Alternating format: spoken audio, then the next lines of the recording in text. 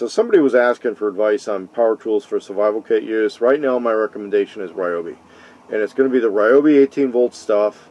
And I would say go get one of their combo kits. And get the upgrade combo kit if you can afford it, but you're not doing wrong to get the lower combo kit. Just try to get the upper grade one. This stuff's a little better. The impact driver's got the little lights on there. It's a little bit more powerful. I've used it to run lug nuts. I mean, it's that powerful. Try to get the upgrade combo kit out of that. And then go your local flea market, pawn shops, Craigslist. Try to hook up with a deal on the older blue body tools for cheap, okay? Because a lot of times you can buy those locally used cheaper than you can get them on eBay. Try to get those cheap. Now the key to the whole thing is those combo kits and those battery ones you get cheap are probably going to come with either really small, weak, or fucked up batteries. And the saving grace of the whole thing that's going to make those tools run powerfully and well is to go to the Home Depot and get the P108 lithium ion batteries. Now that combo kit is going to come with a couple of lithium ion batteries, but they're not the high powered ones. They're the little compact ones, but they use the same charger. So it's good that you got the charger, but you need to get those high powered $100 each big honking lithium ion 4 amp hour batteries. Those batteries are available on 2-for-1 deals during the holiday season, and every once in a while in the back of the store, bottom of the shelf, there's a few of those hiding around. But that's the ticket. That's the key to the whole thing, is getting those larger capacity P108 batteries. And it's the 4 amp hour battery. So one that's going to make that tool run faster and more powerfully. It is more speed and torque, pushing more electricity to that tool. Then you got a pretty good kit. And if you get multiples on some of the tools, it's actually pretty good. The older blue-bodied multi-purpose drill was pretty decent. And they stopped making it, and they split that into 3 different directions. Instead of doing one drill that does everything, they went and they did an impact driver, a regular turning drill that was kind of a downgrade from the old one, and then they do an SDS drill, which is a real hammering mechanism, not like hammer drill, but it's like a real hammering, chiseling type mechanism on there. And those 3 tools separately from each other will do their specialized jobs far better than that multiple type hammer drill ever would even think of doing. But that multiple hammer drill is kind of a nice survival item, so I always have a couple of those in around, especially the loaner tools. And then if we really need to break out the specialized for a particular task, we do. For me, a lot of times that means bringing out the impact driver. The impact drivers do wear, so they get less powerful over time. I'm not quite sure what's going on inside of them, but when mine was new, it's like you could run lug nuts with it. The older they get, the more the clutch starts slipping on them, and eventually you got to replace the tool, which, you know, it's paid for itself by then. They aren't that expensive. They're all under $100. Dewalt stuff is pretty good. A lot of Dewalt is professional use. I use Dewalt for work. Half the time I'm using Dewalt because of that, you know, they're a good tool, and I use them. The other half I'm doing it to impress clients and the other guys at the job site. I'll be honest with you, it's a fashion thing. But in a few very specific cases, Dewalt makes some tools which nobody else makes, like the cordless framing nailer.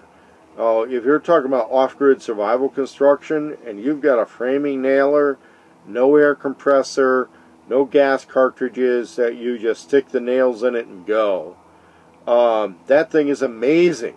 It is amazing how fast you'll get work done with a cordless framing nailer. The thing is that a lot of the pros who were running a professional crew, they still are kind of married to air compressor nailers because they feel that they're faster and more durable. They're more power for the money, but they're also not too worried about their setup time or any of that. On a DeWalt framing nailer, you literally just stick a battery in it and load it with nails and you're nailing.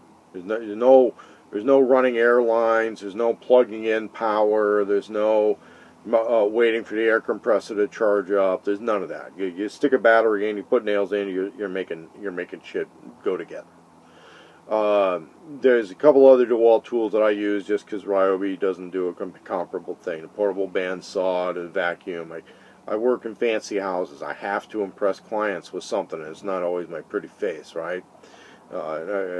Not pretty face and a hot body. So if I go in with high-end tools, they think, okay, here's a higher-end guy. He's working. That kind of matters. Ryobi does a grinder that is a pretty good one.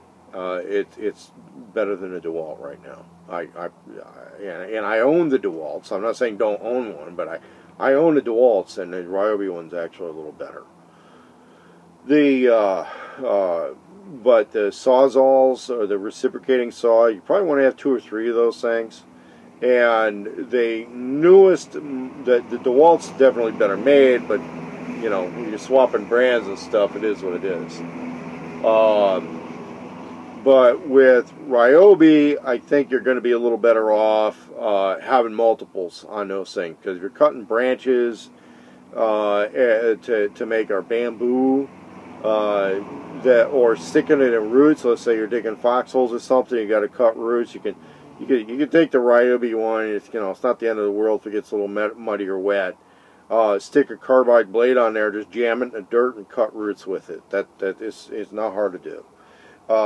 I'm just personally, my Dewalt tools, I want to keep them clean. I want to keep them nice. I got to, that's like your dress up stuff. Same with Rigid in Milwaukee. The Ryobi, when you can get off Craigslist or a yard sale item for $15, you stick a good blade in it, and that's the key: good batteries and good blades. And if you snap the little anvil on it, or you snap the head, okay, so what? Go get another $15 tool. You're saving those blades, and you're saving the battery.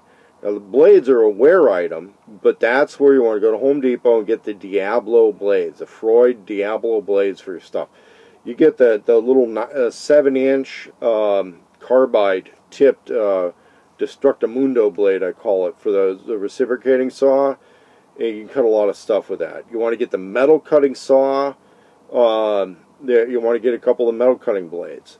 And you want at least one of your reciprocating saws to be the new style, where you don't have to use a little Allen wrench to change it out. You want to just use the quick swap in deal. Now sometimes that blade will snap off inside of there, and you need a Leatherman tool, needle nose pliers, to pry a little piece of that blade out.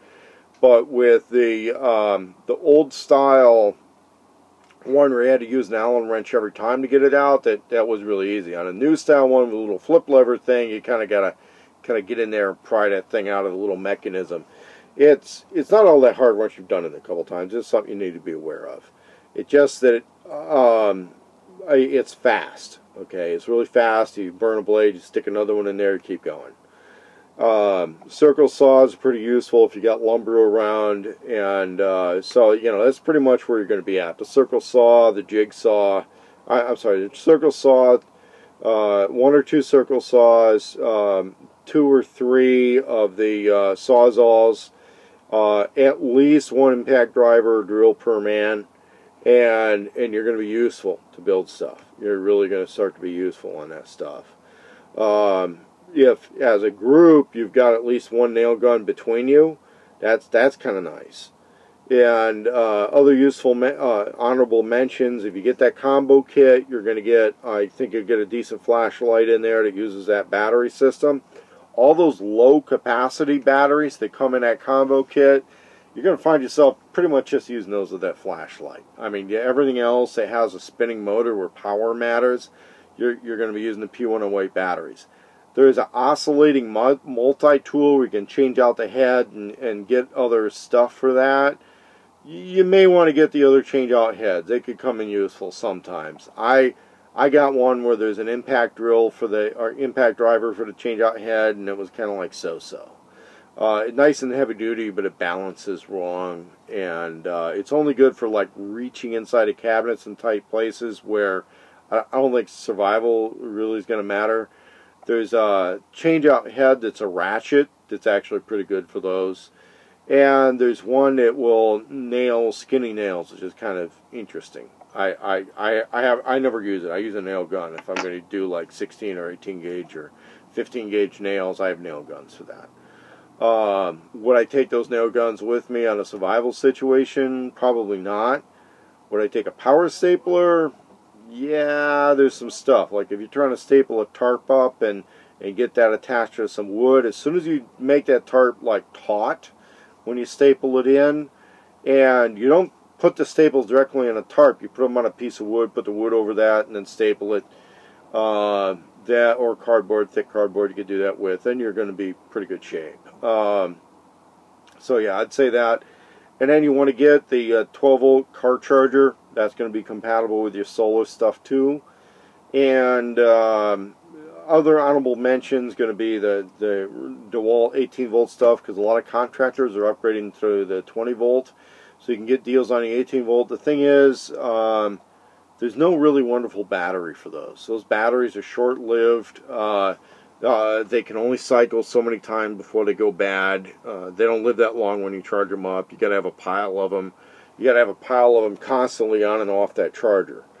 With the Ryobi P108 batteries, you charge them, like I charge mine like once every few days. You know, I think I roll with about 5 or 6 of them now, and I'll charge them at a job site, you know, like every few days, and then in between that, I don't even unpack the battery charger. I don't even unpack it.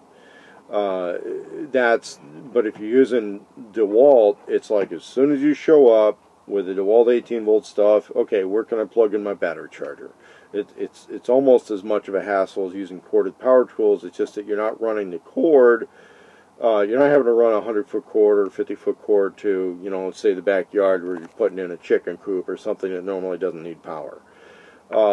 So it replaces the DeWalt 18-volt stuff, replaces the power cord. It means you don't have to worry about power cords, but you do need to have electricity nearby.